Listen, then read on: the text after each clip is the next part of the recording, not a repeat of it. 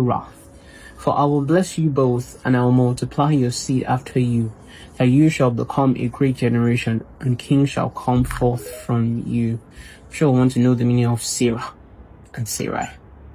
So we're entering chapter 18 right now because chapter 17 was quite short, so let's just keep going. And Abraham rose and did all that God had ordered him.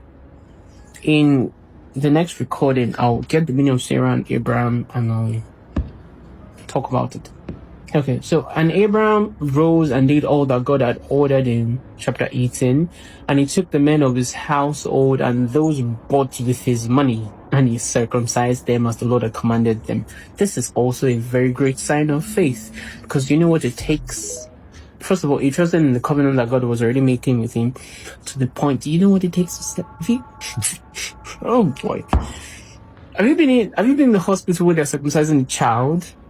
Talk us about adults, and it's the fact that the adults were willing. Obviously, some of them you had to convince, or not all of them could be willing, but wow.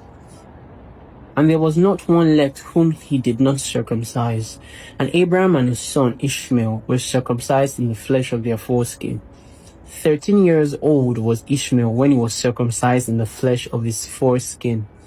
And in the third day, Abraham went out of his tent and sat at the door to enjoy the heat of the sun during the pain of his flesh. And the Lord appeared to him in the plain of Mamre, and sent 3 of his ministering angels to visit him. Yeah, wow, this is so beautiful. This is why I like the book of Yasha. The book of Yasha basically fleshes out a lot of things from Genesis. 3 ministering angels. This is to tell you that angels have different classifications depending on what. Angels for healing, angels for ministering, angels for warfare, angels for guardians, angels for provision, stuff like that. Don't just think all the angels are just angels.